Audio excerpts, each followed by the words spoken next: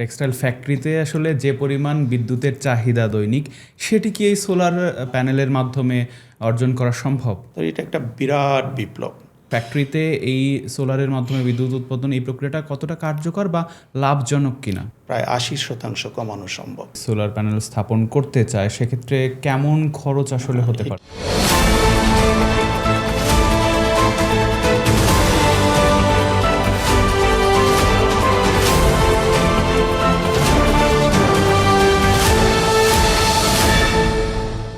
আসসালামু আলাইকুম, আপনাদের সবাইকে আমন্ত্রণ জানাচ্ছি টেক্সটাইল মিররের নিয়মিত আয়োজন টেক্সটকে। আপনাদের সাথে আছি আমি আতিকুর রহমান। দর্শক, ২০৩০ সালের মধ্যে মোট বিদ্যুতের ২০% নবায়নযোগ্য জ্বালানি থেকে উৎপাদনের লক্ষ্যমাত্রা নির্ধারণ করেছে সরকার, এবং এই যে ২০%-এর কথা বলা হচ্ছে তার ৯৫% কিন্তু আসবে সৌর বিদ্যুৎ থেকে। এবং এখন নতুন করে যেসব বাসা বাড়ি, শিল্প প্রতিষ্ঠান বা সরকারি প্রতিষ্ঠান আসলে নির্মাণ করা হবে, তার ৩০ থেকে ৭০% জায়গা জুড়ে কিন্তু সোলার স্থাপন বাধ্যতামূলক করার প্রস্তাবনা করা হয়েছে। ফলে বোঝাই যাচ্ছে যে আসলে এই মুহূর্তে বা আগামী সময়গুলোতে সৌরবিদ্যুতের চাহিদা কতটা বাড়ছে। বাংলাদেশে টেক্সটাইল সহ অন্যান্য ইন্ডাস্ট্রি এবং বাসা বাড়িতে নবায়নযোগ্য জ্বালানি নিয়ে কাজ করে যেই প্রতিষ্ঠানগুলো, তার মধ্যে অন্যতম হচ্ছে মাইশা পাওয়ারটেক বিডি। এবং আজকে আমাদের টেক্সটকের এই আয়োজনে উপস্থিত আছেন মাইশা পাওয়ারটেক বিডির প্রধান নির্বাহী কর্মকর্তা এবং head of marketing engineer Nurul Islam Nahid. Engineer Nurul Islam Nahid, আপনাকে স্বাগত টেক্সটকে। কেমন আছেন? আলহামদুলিল্লাহ আতিক, অত্যন্ত আলহামদুলিল্লাহ অনেক ভালো আছি। ধন্যবাদ তোমাকে এই আয়োজনে আমাকে আমন্ত্রণ করার জন্য। শুরুতে একটু আপনার কাছে জানতে চাই আপনার প্রতিষ্ঠান মাইশা পাওয়ারটেক সম্পর্কে, কী ধরনের সার্ভিস আপনারা প্রোভাইড করছেন ইন্ডাস্ট্রিতে? মাইশা পাওয়ারটেক বিডি আসলে একটি নবায়নযোগ্য জ্বালানির একটি প্রযুক্তিগত প্রতিষ্ঠান। এখানে আমরা যে কাজগুলো করে থাকি, তুমি তো জানো যে আমাদের দেশে জ্বালানির প্রকট সমস্যা চলছে, যেখানে প্রতিদিন সব জায়গায় বিদ্যুতের ঘাটতি দেখা দিচ্ছে। এই লক্ষ্যকে সামনে রেখে আমরা ২০১৫ সালে মাইশা পাওয়ারটেক প্রতিষ্ঠা করি এবং ধাপে ধাপে আমরা বিভিন্ন ধরনের নবায়নযোগ্য জ্বালানি নিয়ে কাজ করি, তার সমাধান নিয়ে কাজ করি। যেমন আমাদের প্রতিষ্ঠান যে কাজগুলো করে সেটা হচ্ছে, ধরো, ইন্ডাস্ট্রিয়াল সোলার পাওয়ার সিস্টেম নিয়ে আমরা কাজ করি, সোলার স্টোরেজ সিস্টেম নিয়ে কাজ করি, তারপরে সোলার হোম সিস্টেম আছে, সোলার ইরিগেশন সিস্টেম আছে, তারপরে আরও যেগুলো আছে যে সোলার দিয়ে যে কাজ, যেমন ধরো এখন কেউ বাসা বাড়িতে দেখা গেছে যে তাদের ক্ষুদ্র প্রতিষ্ঠান কেউ করতে যাবে বা ক্ষুদ্র ছোট প্রতিষ্ঠান করতে যাবে, সেখানে একেবারেই বিদ্যুৎ নেই, সেখানেও নবায়নযোগ্য জ্বালানি বা আমাদের প্রতিষ্ঠান এই সমস্যাগুলো সমাধান দিতে পারবে নবায়নযোগ্য জ্বালানির মাধ্যমে। তো মূলত আমরা এই লক্ষ্যে ঢাকা, চট্টগ্রাম, নারায়ণগঞ্জ সহ বিভিন্ন জায়গায় আমাদের প্রতিষ্ঠান অনেকগুলো প্রজেক্ট আমরা কাজ করেছি নবায়নযোগ্য জ্বালানি নিয়ে, এবং এটা আমরা সফলভাবে প্রতিস্থাপন করতে সক্ষম হয়েছি। টেক্সটাইল ইন্ডাস্ট্রিতে আপনারা কাজ করছেন কেমন? হ্যাঁ, টেক্সটাইল ইন্ডাস্ট্রির যে বিষয়টা, এটা তো আসলে মাত্র শুরু হলো। হয়তো ৫ থেকে 10% প্রতিষ্ঠানও এখনও কিন্তু নবায়নযোগ্য জ্বালানির কাছে যায়নি, কারণ আমরা টেক্সটাইল শিল্পকে লক্ষ্য করেই আমরা আমাদের কাজগুলো শুরু করি। একটু জানতে চাই আপনার কাছে, একটা টেক্সটাইল ফ্যাক্টরিতে আসলে যে পরিমাণ বিদ্যুতের চাহিদা দৈনিক, সেটি কি এই সোলার প্যানেলের মাধ্যমে অর্জন করা সম্ভব? শতভাগ সম্ভব না, কিন্তু অধিকাংশই সম্ভব। ধরো একটা টেক্সটাইল প্রতিষ্ঠান বা একটা টেক্সটাইল শিল্পে, মাঝারি ধরনের শিল্পে তোমার ১ থেকে ৫ মেগাওয়াট পর্যন্ত বিদ্যুৎ লাগতে পারে। হ্যাঁ, তো সেখানে দেখা যাচ্ছে যে একটা ফ্যাক্টরির যে ছাদ আছে, এই ছাদের যে এরিয়া, এটার উপর ডিপেন্ডস করবে। তারপর তার বিদ্যুতের কোন কোন ধরনের মেশিন সেট আপ করবে সেটার উপর ডিপেন্ডস করবে। তবে আসার কথা হচ্ছে, আমরা যারা রিনিউয়েবল এনার্জি নিয়ে কাজ করছি বা বিশ্বের যেসব প্রতিষ্ঠানগুলো কাজ করছে, এখন এরকম প্রযুক্তি চলে আসছে, প্রায় শতভাগ না হলেও একটা ফ্যাক্টরির, একটা টেক্সটাইল ইন্ডাস্ট্রি প্রায় ৮০ থেকে ৯০% অথবা ৭০ থেকে ৮০% পর্যন্ত বিদ্যুতের ঘাটতি পূর্ণ করা সম্ভব। এখন যেহেতু সরকারের দিক থেকে আসলে এই রিনিউয়েবল এনার্জিতে নজর দেওয়া হচ্ছে, বলা হচ্ছে যে ২০% মোট বিদ্যুতের এই সৌরবিদ্যুৎ বা অন্যান্য যেসব নবায়নযোগ্য জ্বালানি রয়েছে, পুরোটা আসলে বলা যায় প্রায় 90% আসলে সৌরবিদ্যুৎ থেকেই তারা লক্ষ্যমাত্রা ধরেছে। ফলে বোঝা যাচ্ছে যে সোলারের চাহিদা বাড়ছে।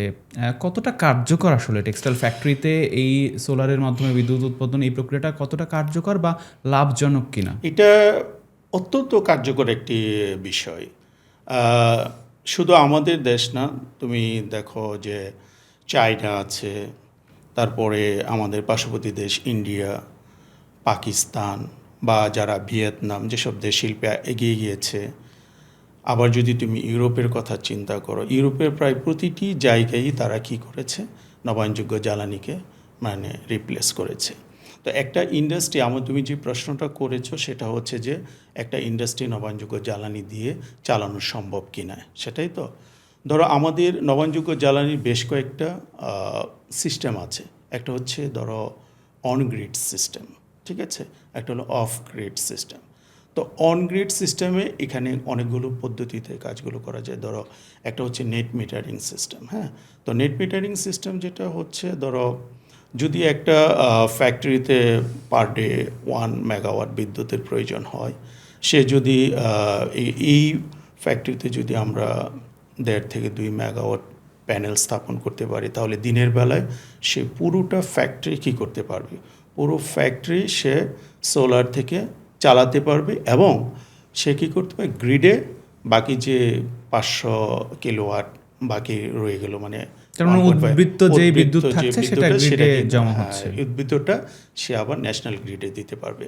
আবার এখন আমাদের দেশে যে আমাদের গভর্নমেন্ট যে সিস্টেম করেছে সেটা হচ্ছে, ধরো উদ্বৃত্ত যে বিদ্যুৎ আছে সেটা যদি তুমি গ্রিডে দাও, তাহলে এটা আবার ফেরত আসবে, এবং ফেরতটা সেটা কী করে গভর্নমেন্ট পে করবে। তাতে করে দেখা যাচ্ছে একটি কারখানার, ধরো কোনো একটা কারখানার যদি তার 30-40 লক্ষ টাকা অথবা 50 লক্ষ টাকা প্রতি মাসে বিদ্যুৎ বিল আসে, সেটা যদি সে নেট মিটারিং সিস্টেমে করে, সাপোজ আমি একটা কথা বললাম, সেখানে তার বিদ্যুৎ বিল প্রায় 80% কমানো সম্ভব। তো এটা একটা বিরাট বিপ্লব। আর আরেকটা বিষয় হচ্ছে, দেখো আমরা যে বিদ্যুৎগুলো উৎপন্ন করি, কিভাবে উৎপন্ন করি, ম্যাক্সিমাম বিদ্যুৎ আমরা উৎপন্ন করতেছি হচ্ছে গ্যাস পুড়িয়ে, মানে গ্যাস থেকে, অথবা তোমার কয়লা পুড়িয়ে, অথবা তোমার কি হচ্ছে যে জীবাশ্ম জ্বালানিতে। তো প্রত্যেকটা জিনিসই কিন্তু আমাদের আমদানি করতে হয়। আমাদের দেশে কিন্তু এগুলোর কোনো র মেটেরিয়ালস অথবা সোর্স নাই। আর সৌরবিদ্যুতের ক্ষেত্রে আমাদের কি হচ্ছে, কোনো র মেটেরিয়ালস, এটা ইটস এ সাস্টেনেবল প্রজেক্ট। এবং এটা একটা ফ্যাক্টরি যদি তোমার করতে পারে, সে যদি স্থাপন করতে পারে, তাহলে প্রায় 20 বছরের জন্য সে নিরাপদ, প্রায় 20 বছর। এবং তার উৎপাদন কোনো ফ্যাক্টরি, যেমন ধরো এখানে আরেকটা বিষয় আছে, যদি কোনো ফ্যাক্টরি স্টোরেজ সিস্টেম করে, একটা তো হচ্ছে প্যানেল সরাসরি আসবে, আরেকটা হচ্ছে বিদ্যুৎ চলে গেলে রাতের বেলায় সে কতক্ষণ সেটা চালাতে চায়। যেমন ধরো রাতের বেলায় যদি সে 4 ঘন্টা অথবা 5 ঘন্টা সে ব্যাকআপ রাখে, তাহলে সে কিন্তু, অথবা সে 8 ঘন্টা 10 ঘন্টা ব্যাকআপ রাখতে পারবে, সেক্ষেত্রে কি হবে, তার খরচ একটু বেড়ে যাবে হয়তোবা, কিন্তু সে তার ইন্ডাস্ট্রির সক্ষমতা বেড়ে যাবে, তার উৎপাদনের যে সক্ষমতা এবং নিরবচ্ছিন্ন যে উৎপাদন, এটা সে প্রোডাকশন হ্যাম্পার হচ্ছে না, এটাকে সে কী করতে পারবে, সে নিশ্চিত করতে পারবে। তাহলে একজন মালিক দিন শেষে কী চিন্তা করে, আমরা যারা উদ্যোক্তা তারা চিন্তা করে আমার প্রতিষ্ঠান কত পার্সেন্ট এফিসিয়েন্সিতে কাজ করতে পারলো। আজকে তুমি দেখো, শুধুমাত্র জ্বালানি, আমরা অন্যান্য বিষয়গুলো না গেলাম, শুধুমাত্র জ্বালানির জন্য অনেক কারখানা 50% এফিসিয়েন্সিতেও কাজ করতে পারছে না। তাহলে এটা আমাদের কি হচ্ছে, একে হচ্ছে আমাদের শ্রমঘণ্টা নষ্ট করতেছে, 2 নম্বর হচ্ছে আমাদের যারা উদ্যোক্তা তাদের আর্থিকভাবে ক্ষতিগ্রস্ত হচ্ছে, সে লাভের মুখ দেখতে পারতেছে না। এবং আরেকটা বিষয় হচ্ছে, অন টাইম সে শিপমেন্ট করতে পারে না। দেখা গেলো যে একটা অর্ডার আসছে যে আমার 15 দিনে শিপমেন্ট করতে হবে, সে কিন্তু তার জ্বালানির জন্য সে কাজের শিডিউলই দিতে পারতো। অনেক সময় অনেক আমাদের নরসিংদী সাইডের অনেক ফ্যাক্টরি আমি দেখেছি যে প্রতিদিন গড়ে 5 ঘন্টা পর্যন্ত বন্ধ থাকে শুধুমাত্র বিদ্যুতের ঘাটতির জন্য। আপনি বলছিলেন যে এটা একটা সাস্টেনেবল ওয়ে। আমরা দেখি যে সারা বিশ্বে এখন সাস্টেনেবল বিষয়টাকে নিয়ে আলোচনা করা হচ্ছে। বায়ারদের দিক থেকে বলা হচ্ছে সাস্টেনেবল প্র্যাকটিসের দিকে যাওয়ার জন্য। বায়াররা আসলে এই বিষয়টাকে কিভাবে দেখছে? যখন আসলে এই প্র্যাকটিসটা কেউ করছে, তাদের দিক থেকে কি আসলে কোনো ওইরকমভাবে অ্যাডভান্টেজ পাওয়া যায় যারা ফ্যাক্টরি মালিক আছে? এই বায়ারের দিক থেকে বিষয়টা ভেরি পজিটিভ। বায়ার ধরো যে আমাদের ইউরোপ বা আমেরিকান বায়ার বা ইন্টারন্যাশনাল কিছু কমপ্লায়েন্স আছে, তুমি টেক্সটাইল প্রকৌশলী, আমিও টেক্সটাইল বিষয়গুলো আমরা বুঝি একটা বায়ার কখন অর্ডার দেয়। তুমি দেখো এখন পৃথিবীতে কতগুলো বিষয় চলছে, গ্রিন ইন্ডাস্ট্রি, ওকে, তো এবং কার্বন নিঃসরণ একটা ফ্যাক্টর। আমরা ওয়ার্ল্ড ওয়াইড কিন্তু কার্বন নিয়ে একবারে হুলস্থুল অবস্থা যে কোন দেশ কত কম পরিমাণ কার্বন নিঃসরণ করছে। তো তুমি যখন একটা ইন্ডাস্ট্রিতে কী পরিমাণ তোমার ধোঁয়া আসে, এটা বিদ্যুৎ গ্যাস থেকেও যদি তুমি বিদ্যুৎ উৎপন্ন করতে চাও, তাহলে যে জেনারেটর তুমি আছে সেই জেনারেটর থেকে তুমি কার্বন নিঃসরণ হবে। আর যদি তুমি সোলার পাওয়ার বা সৌর বিদ্যুৎ অথবা যে কোনো ধরনের রিনিউয়েবল এনার্জি ইউজ করো, সেখানে কিন্তু তোমার কার্বন নিঃসরণের কোনো ব্যাপার আসতেছে না। সেক্ষেত্রে বায়ার অবশ্যই ওই প্রতিষ্ঠানকে অগ্রাধিকার দিবে। এবং যতগুলো বায়ারের একটা সবুজ ফ্যাক্টরি অথবা গ্রিন ফ্যাক্টরি করার জন্য প্রথম এবং প্রধান শর্তই হচ্ছে যে তার নবায়নযোগ্য জ্বালানি থেকে জ্বালানির ব্যবস্থা করতে হবে।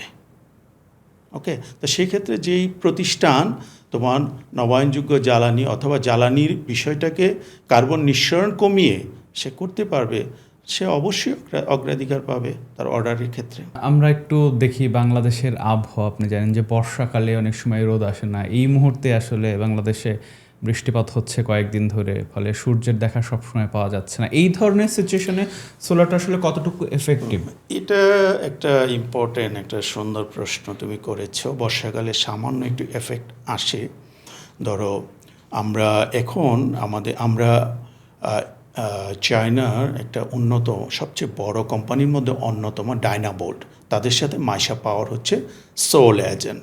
তো তাদের যে এখন নতুন প্রযুক্তি সোলার নিয়ে, তারা কি করে কোনো একটা জিওগ্রাফিক্যাল রিজনে সে তার লেটিটিউড এবং লঙ্গিটিউডকে প্রথম আমরা আইডেন্টিফাই করি এবং আমরা দেখি যে ওই এরিয়াতে তোমার 1 বছরের আমরা ডাটা নিই যে সেখানে কতটুকু রেন হয়েছে, কতটুকু সূর্য ছিল, এটা আমরা অনলাইনে পেয়ে যাই। তো সেটাকে লক্ষ্য করেই আমরা, কিন্তু এটা তো প্রতি বছর ভ্যারি করতে পারে। এটা আমরা অ্যাভারেজ যখন 2-3 কয়েক বছরের নিয়ে ডাটা অ্যাভারেজ নেই, করেন, তাহলে আমরা বুঝতে পারি যে এখানে কতটুকু অ্যাক্সেস প্যানেল দিতে হবে। আরেকটাই মজার বিষয়, আরেকটা সুখের বিষয় হচ্ছে এখন এত উন্নত প্রযুক্তির তোমার সোলার প্যানেল বা সোলার প্রযুক্তি এসেছে, সামান্যতম সূর্য উঠলেই, সূর্যের আলো আসলেই সামান্য প্যানেলগুলো বিদ্যুৎ উৎপন্ন করতে সক্ষম হয়। এই জন্য বর্ষাকালেও তোমার এই সৌরবিদ্যুৎ উৎপাদনে কোনো সমস্যা হবে বলে আমি আশা করি না। যদিও এটা আগে হয়েছে কি না হতে পারে, বাট এখনকার প্রযুক্তিতে এটাকে সম্পূর্ণভাবে নিরাময় করা সম্ভব হয়েছে। যে বর্ষাকাল, শীতকাল, গ্রীষ্মকাল প্রায় সব সময়ই সব বিষয়কে কনসিডার করেই এই প্রযুক্তিগুলো স্থাপন করা হয় এবং এটাকে মাথায় রেখেই করা হয়। আমরা যখন আরেকটু আমি অ্যাড করি, ধরো আমরা ইদানিং গাজীপুরের একটা প্রতিষ্ঠানে আমরা গিয়েছিলাম, ওনাদের প্রায় 1700 কিলোওয়াট 1.7 মেগাওয়াট বিদ্যুৎ পার আওয়ার দরকার। তো আমরা তাদের ছাদগুলো আমরা পরিমাপ করলাম, করে দেখলাম। তারপর আমরা কি করেছি, ওই রিজনের আমরা জিওগ্রাফিক্যাল ডাটা নিয়েছি এবং সেখানে প্রতি বছর কতটুকু বৃষ্টিপাত হয়, কতটুকু সূর্য ওঠে, আমরা প্রায় 3-4 বছরের ডাটা নিয়ে তারপরে সেই জায়গার প্রপোজালটা আমরা দিয়েছি। তো সেক্ষেত্রে আমার মনে হয় না যে ক্লাইমেটিক কন্ডিশনের জন্য তোমার কোনো সমস্যা জি, হবে। আরেকটি বিষয় জানতে চাই। ধরেন টেক্সটাইল ফ্যাক্টরি একটা বড় বা মাঝারি সাইজের কোনো ফ্যাক্টরি যদি তাদের ফ্যাক্টরিতে আসলে এই সোলার প্যানেল স্থাপন করতে চায়, সেক্ষেত্রে কেমন খরচ আসলে হতে পারে? এটা একটা ইন্টারেস্টিং বিষয়। ধরো খরচের বিষয়টা তুমি জানো এটা একটা ব্যয়বহুল একটা ব্যাপার। ইনিশিয়াল খরচ তো অবশ্যই হবে, যেহেতু এখানে একটু দামি ব্যাটারি ইউজ করা হয়, যেমন লিথিয়াম ব্যাটারি ইউজ করা হয়। তারপরে যদি কেউ স্টোরেজ করে সেখানে দামি ইনভার্টার ইউজ করা হয়। তো সেখানে ধরো কেউ যদি আমরা যদি তোমাকে টোটাল বিষয়টা বলি, যে এটা যদি স্টোরেজ না করে সেক্ষেত্রে আমাদের 1 মেগাওয়াট বিদ্যুৎ উৎপন্ন করতে কোনো একটা ফ্যাক্টরি 5 থেকে 6 কোটি টাকার প্রয়োজন পড়বে স্থাপন টোটাল ইনস্টলেশন সহ। আর যদি তারা স্টোরেজ করে, যেমন তারা 1 ঘন্টার ব্যাকআপ বা 2 ঘন্টার ব্যাকআপ অথবা 3 ঘন্টার ব্যাকআপ নেবে, যে তার বিদ্যুৎ চলে গেলে তার ইন্ডাস্ট্রি 3 ঘন্টা একই রকম চলবে, সেই ক্ষেত্রে কস্টিংটা একটু বেড়ে যাবে। যেই খরচটা ইনিশিয়ালি একজন ফ্যাক্টরি মালিক করলেন এখানে, সেটা আসলে উঠে আসতে তার কতদিন সময় লাগতে পারে? এই বিষয়ে আমাদের প্রচণ্ড পরিমাণ স্টাডি আছে। আমরা এই বিষয়ে অনেক পর্যালোচনা করেছি। বাংলাদেশের প্রেক্ষাপট, আমাদের দেশের যে বিদ্যুতের এখন যে তোমার সরকার কর্তৃক যে প্রতি ইউনিটের যে বিদ্যুতের দাম আছে, সেই দামকে চিন্তা করে একটা ইন্ডাস্ট্রি যতটুকু সেভ করে প্রতিদিন, এবং সেটাকে ক্যালকুলেশন করলে দেখা যায় যে যে কোনো একটা ইন্ডাস্ট্রির ইনভেস্টমেন্ট 3 থেকে 4 বছরের মধ্যে তার পুরো ক্যাপিটাল পেব্যাক হয়ে যাবে, উঠে আসে। উঠে আসে। এবার একটু জানি যে অনেক ক্ষেত্রে আসলে দেখা যায় যে, যে বড় একটা অ্যামাউন্ট ইনভেস্টমেন্ট করতে হয় একটা ফ্যাক্টরি নতুনভাবে চালু করার পরে, তাকে সে ফ্যাক্টরির পুরো সেটআপ দিতে গিয়ে অনেক খরচ হয়ে যায়। এরপরে যদি সে আবার নতুন করে সোলার প্যানেল স্থাপন করতে চায়, সেক্ষেত্রেও একটা বড় অংশ তাকে ব্যয় করতে হয়। আর্থিক সুবিধা কোনো ব্যাংক বা কোনো ফিনান্সিয়াল প্রতিষ্ঠান থেকে কি এই সব কাজে দেয়া হয়? অবশ্যই এই বিষয়ে আসলে আতিক, এখন তোমার সরকারও অনেকগুলো স্কিম করেছে, যেমন ধরো গ্রিন এনার্জি স্কিম আছে, তারপরে রিনিউয়েবল এনার্জি স্কিম আছে। আরেকটা বিষয় হচ্ছে যেমন ওয়ার্ল্ড ব্যাংক তোমাকে লোন দিবে, তারপর জাইকা লোন দিবে তুমি যদি গ্রিন ফ্যাক্টরি করতে চাও এবং গ্রিন ইন্ডাস্ট্রি করতে চাও রিনিউয়েবল এনার্জি প্রজেক্টের জন্য। আরেকটা বিষয় হচ্ছে যে অনেক বাণিজ্যিক প্রতিষ্ঠান এবং বিদেশি প্রতিষ্ঠান যারা এই ধরনের সাস্টেনেবল এনার্জি প্রোডাকশন করতে চায়, সেখানে তারা বিনিয়োগ করতে আগ্রহী। এবং সেই বিনিয়োগটা কিভাবে করে তুমি দেখো, আমাদের গভর্নমেন্টের মাধ্যমে বা আমাদের সরকারের সাথে ওই সরকার ওই কোম্পানি চুক্তি করবে যে তারা এত বছরের জন্য এত টাকা বিনিয়োগ করবে, এবং এখানে একজন ইন্ডাস্ট্রির মালিক ইচ্ছে করলে তার প্রতি মাসে যে সেভ হবে, যে টাকাটা এনার্জি সেভ, সেটা দিয়েও তারা কিন্তু ইচ্ছা করলে এই টাকাটা পে ব্যাক করে দিতে পারবে। কারণ ধরো একজন সাপোজ আমি একটু তোমাকে ক্যালকুলেশনটা বলি, 1 মেগাওয়াট বিদ্যুৎ স্থাপন করতে ধরো 5 কোটি টাকা প্রয়োজন যদি সে স্টোরেজ না করে। আর যদি স্টোরেজ করে তাহলে হয়তো 8 থেকে 10 কোটি টাকা যাবে। তাহলে সেই ইন্ডাস্ট্রির যদি তোমার ধরো বিদ্যুতের বিল 70 থেকে 80 লক্ষ টাকা পার মান্থ আসে, সেখানে কিন্তু তার বিদ্যুতের বিল চলে আসবে 20 থেকে 30 লক্ষ টাকা। তাহলে তার পার মান্থ কিন্তু 40 থেকে 50 লক্ষ টাকা সেভ হবে। এই সেভ টাকাটুকু সে যদি ব্যাংকে পে ব্যাক করে 3 থেকে 4 বা 5 বছরে তার বিনিয়োগ সম্পূর্ণ উঠে যায়। এরপর আমরা দেখেছি যে এরপর সে হচ্ছে ফ্রি এবং সাস্টেনেবল এবং কন্টিনিউয়াস সে এই বিদ্যুতের ব্যাপারটা এনজয় করবে। এই যে সোলার প্যানেলটা স্থাপন করা হচ্ছে, খুবই সংক্ষেপে জানতে চাই, কতদিন পর্যন্ত সার্ভিস দিবে? এটা ধরো একটা আমরা সোলার প্যানেল যেগুলো, এই প্যানেলগুলো আমরা প্রায় 25 বছরের ওয়ারেন্টি দিয়ে থাকি। আর এখন আমরা উন্নত প্রযুক্তির যে লিথিয়াম ব্যাটারিগুলো আমরা উৎপন্ন করছি, সেই লিথিয়াম ব্যাটারিগুলো 10 বছরে কোনো কিছুই হয় না। আমরা 5 বছরের সার্ভিস ওয়ারেন্টি এবং রিপ্লেসমেন্ট ওয়ারেন্টি আমরা দিয়ে থাকি। তার মানে 10 বছর পরে প্রায় ব্যাটারি 10 চেঞ্জ করতে বছর এটা সাস্টেনেবল। এবং এখনকার যে ধরো আমরা শুধু না, আমাদের মতো যেসব কোম্পানিগুলো বাংলাদেশে কাজ করছে, অনেক নামি দামি কোম্পানিও কাজ করছে, আমাদের টেক্সটাইল রিলেটেড অনেক কোম্পানি আছে, তারাও কিন্তু রিনিউয়েবল এনার্জিতে বিনিয়োগের জন্য আসছে। তারাও আফটার সার্ভিসের ব্যাপারে যথেষ্ট সচেতন। এবং ধরো আমি একটা প্রজেক্ট করলাম, একটা সোলার বা রিনিউয়েবল এনার্জির প্রজেক্ট স্থাপন করলাম কোনো একটা ফ্যাক্টরিতে, তো সে ফ্যাক্টরির জন্য আমার একজন লোক অ্যাসাইন করা থাকবে যে তার আফটার সার্ভিসের জন্য। সো আই থিঙ্ক দ্যাট আমরা ধরো চিটাগংয়ে একটা প্রজেক্ট করেছি, সেই প্রজেক্টের 5 বছর পর আমাদেরকে কল করেছে যে ব্যাটারি একটু সমস্যা হয়েছে, তাও সবগুলো ব্যাটারি না, জাস্ট সামান্য 10 থেকে 15 বা 20% ব্যাটারি আমরা রিপ্লেস করে দিয়েছি। সো এসব ব্যাপারে আমাদের মধ্যে যে একটা ভীতি কাজ করে যে আমি এতগুলো টাকা খরচ করব, এটা কতদিন চলবে বা কি হবে, আসলে আমাদের সাহস করে এগিয়ে যেতে হবে, তাহলে আমাদের দেশকে তার মানে আমি যদি একটু সারমর্ম করি, আপনি বলছিলেন যে 10 বছর পরে ব্যাটারি চেঞ্জ করলে হবে, আর 25 বছর পর্যন্ত প্যানেলটা সোলার প্যানেল প্রায় থাকছে। 25 থেকে 30 তার মানে এই পুরোটা সময় জুড়ে সে শুধু 10 বছর পরে ব্যাটারিটা চেঞ্জ করলে 25 বছর পর্যন্ত নিরবচ্ছিন্ন সার্ভিস পাবে, এবং এই টাকাটা আসলে যেটা তার ইনভেস্টমেন্ট সেটা 3 থেকে 4 বছরের মধ্যে তার উঠে যাবে, বাকি সময়টা সে আসলে সেখান থেকে বেনিফিট পাচ্ছে। আরেকটি বিষয় জানতে চাই, আপনারা বলছিলেন আফটার সার্ভিস খুব ভালো দিচ্ছেন আপনারা। যেসব প্রতিষ্ঠান আসলে যেসব গ্রাহকরা চাইবে যে আমি একটু কিছুটা ফ্যাসিলিটিস পাই মাইশা পাওয়ার প্ল্যান্ট থেকে, মাইশা পাওয়ার টেক থেকে, আপনারা কি ধরনের সুবিধা দিচ্ছেন? ইনস্টলমেন্টে কোনো সুবিধা থাকছে নাকি কিভাবে আপনাদেরকে আমরা পারচেস করতে হয় কিভাবে? আমি এই বিষয়টা তোমাকে একটু বলি। ধরো একটা বাণিজ্যিক প্রতিষ্ঠান যদি 1 মেগাওয়াট বা 2 মেগাওয়াট বিদ্যুৎ স্থাপন, তার প্রায় 10 থেকে 15 কোটি টাকা ইনভেস্ট করতে হবে। সেজন্য তার ব্যাংক থেকে যদি কেউ ব্যাংক থেকে ফিন্যান্স নেয়, তাহলে তার কিছু ডকুমেন্টস প্রয়োজন হবে, যেমন আমাদের কোম্পানির বিভিন্ন ধরনের সার্টিফিকেশন, সাস্টেনেবিলিটি, এবং আমরা যে কোম্পানি থেকে, যেমন আমাদের কোম্পানি ডায়না বলছে ইউরোপ, আমেরিকা, আমাদের লিথিয়াম ব্যাটারি ফ্যাক্টরিটা হচ্ছে থাইল্যান্ডে। তো তোমার ধরো আমরা ওয়ার্ল্ড ওয়াইড এই ধরনের বাণিজ্যিক প্রতিষ্ঠানকে সহযোগিতা করে অভ্যস্ত, তো কেউ যদি এখান থেকে তারা যদি নিশ্চয়তা দিতে পারে, মানি পেব্যাকের গ্যারান্টি দেয়, আমাদের প্রতিষ্ঠানও এসে এই বাণিজ্যিক প্রতিষ্ঠানকে বিনিয়োগ করবে। আর পাশাপাশি তুমি যে কথাটা বলেছিলে যে কীভাবে বিনিয়োগটা সম্ভব, এটা ব্যাংক সহজেই, এবং বাংলাদেশ এখন নতুন বাজেটে একে তো তোমার ট্যাক্স কমিয়ে দিয়েছে, এটা প্রায় শূন্যের কাছাকাছি বাণিজ্যিক প্রতিষ্ঠানের জন্য বা 1%। আর হচ্ছে এই রিনিউয়েবল এনার্জির ক্ষেত্রে যদি কেউ রিনিউয়েবল এনার্জি ইম্পোর্ট করতে চায়, তাহলে সরকার কিন্তু সহজ শর্তে তাদেরকে ঋণ দিবে, যে কোনো ব্যাংক ঋণ দিবে। ওকে, এটা সরকার একটা স্কিমই আছে। আচ্ছা, শেষ প্রশ্ন।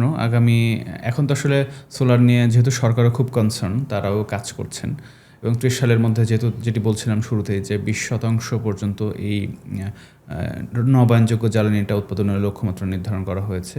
ফলে এখন থেকে 5-10 বছর পরে আসলে টেক্সটাইল সেক্টরগুলোতে এই সোলার নিয়ে আপনি কেমন ভবিষ্যৎ দেখেন?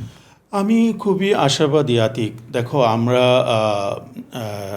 এই বিষয়টা তো আমাদের দেশে তোমার 5-7 বছর আগে শুরু হয়েছে। শুরুতে লিথিয়াম ব্যাটারি বা অন্যান্য ব্যাটারিগুলোর ডিউটি চার্জ অনেক বেশি ছিল বা প্রাইস বেশি ছিল। এখন তো মোটামুটি সবাই এগুলো নিয়ে ধরো অনেকটা সহজ হচ্ছে, বা বিদেশীয় এই ধরনের উৎপাদনকারী প্রতিষ্ঠানের সংখ্যা অনেক কম ছিল।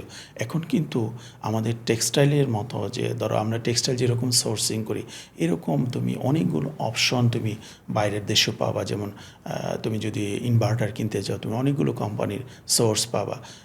প্যানেল কিনতে যাও, এরকম ওয়ার্ল্ডের খ্যাতনামা কোম্পানি, যেমন লুঙ্গি, এরকম লুঙ্গির মতো অনেক টাইপের কোম্পানি চলে আসছে। তো তারা কিন্তু সারা পৃথিবীতে রিনিউয়েবল এনার্জি, যেভাবে টেক্সটাইল বা অন্যান্য ইন্ডাস্ট্রি বিস্তার ঘটেছে, এরকমভাবে সারা পৃথিবীতে, যেমন ইউরোপে প্রতিটি প্রতিষ্ঠান, প্রতিটি বাণিজ্য, যেমন আমি আরেকটা তোমাকে কথা বলি, যেমন আমরা কিছুদিন আগে চায়নার শ্যানডং প্রভিন্স থেকে ট্রেনে করে গুয়াংজুতে যাচ্ছিলাম। এটা প্রায় দীর্ঘ ধরো 8-9 ঘন্টার বুলেট ফাস্টেস্ট ট্রেনে যাচ্ছে। আমরা দেখলাম প্রায় 500 কিলোমিটার কৃষি যে জমির যে বাড়িঘর আছে, সেই বাড়িঘরগুলোতে এমন কোনো বাড়ি নেই যে বাড়িতে তারা সোলার সিস্টেম স্থাপন করে নাই। তো আমরা আশা করতেছি আমাদের বাংলাদেশ অনেক এগিয়ে যাচ্ছে প্রযুক্তিগতভাবে, এবং আমাদের মন মানসিকতার পরিবর্তন হচ্ছে। আমরা একটা শিল্প বিপ্লবের আশায় আছি, এখনও সেই শিল্প বিপ্লবটা কিন্তু আমাদের হয় নাই। আমাদের ইয়াং এনার্জি আমরা যদি প্রযুক্তির উৎকর্ষ সাধন করতে পারি, তাছাড়া আমরা যদি নিরাপদ পরিবেশ স্থাপনে জ্বালানি, আরও অন্যান্য অনেকগুলো বিষয় আছে।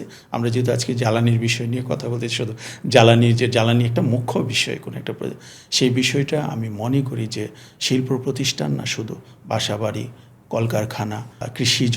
তুমি দেখো যে সরকার কিছুদিন হলো যে প্রত্যেকটা সেচ পাম্প যেগুলো ডিজেল দিয়ে পরিচালিত, প্রত্যেকটা সেচ পাম্প কিন্তু এখন কি করবে, তোমার সৌর বিদ্যুৎ দিয়ে পরিচালনা করা সম্ভব। তোমাকে আমি একটা সিম্পল উদাহরণ দিই যে একটা সেচ পাম্প ধরো 1 হর্স পাওয়ার, এই 1 হর্স পাওয়ার জন্য 3 কিলোওয়াট বিদ্যুতের প্রয়োজনে, জাস্ট 1 থেকে 1.5 লক্ষ টাকা।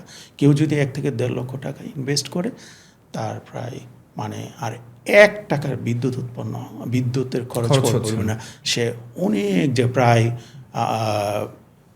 40-50 হাজার লিটার পানি সে প্রতিদিন পাবে। হ্যাঁ, এই লক্ষ্য আমি যদি ভুল না করি, ঠিক আছে। তো এইভাবে আমরা মনে করি যখন বিষয়টা সহজলভ্য হবে, এবং এই বিষয়ে আমরা যখন প্রচুর আমাদের যখন জ্ঞানটাও আমাদের জ্ঞানও দরকার, যে সেই জ্ঞানটাও যখন সহজলভ্য হবে, মানুষ এটার প্রতি একটা ভীতি আছে যে ইনিশিয়াল ইনভেস্টমেন্ট বেশি। যখন একবার শুরু হয়ে যাবে, তুমি দেখবা যে সারা বাংলাদেশের প্রত্যেকটা 18 কোটি পরিবার প্রত্যেকে চাবে যে আমি এই বিদ্যুতের পাশাপাশি আমরা সৌর বিদ্যুৎ অথবা অন্য কোনো নবায়নযোগ্য জ্বালানি করি। তাতে করে আমাদের দেশের বৈদেশিক মুদ্রা সাশ্রয় হবে। এবং তুমি দেখো গত কিছুদিন আগে যখন হরমুজ প্রণালী আমি একটু কথা বন্ধ করে দিল, তখন আমরা কিন্তু 1 লিটার পেট্রোলের জন্য কত দৌড়াদৌড়ি করছি। আমাদের বাড়িঘর, কলকারখানা সব কিছু দেখো যে বন্ধ হয়ে যাওয়ার উপক্রম। তো সেখানে তোমার গাড়ি তুমি 1 লিটার তেলের জন্য কতগুলো পাম্পে তুমি দৌড়াদৌড়ি করছো, পেয়েছো? পাও নাই। কিন্তু তোমার গাড়িটা যদি সৌরবিদ্যুতে চালানো সম্ভব হতো, অথবা সৌরবিদ্যুৎ থেকে চার্জ করে তোমাদের গাড়িটা যদি চালানো যায়, তাহলে তোমার এই কষ্টটা হতো না। তা আমাদের মাইশা পাওয়ার এখন নতুন প্রযুক্তি নিয়ে আসছে যে আমরা সোলার সিস্টেম থেকে চার্জিং স্টেশন করতে পারি ডায়নাভোল্টের মাধ্যমে, আমাদের যে মাদার কোম্পানি আছে, এবং সেখান থেকে তুমি বিদ্যুতের কানেকশন ছাড়াই তোমার যে ইলেকট্রিক গাড়িগুলো আছে সেখানে তুমি চার্জ করে অনায়াসে তুমি চালাতে পারবা। তাহলে একটা বিরাট রেভলিউশন। আমাদের ঢাকা শহরের তুমি প্রবলেমটা দেখো, হাজার হাজার অটো রিক্সা, এগুলো কি দিয়ে চলে? ইলেকট্রিসিটি দিয়ে। কত ইলেকট্রিসিটি নষ্ট হচ্ছে।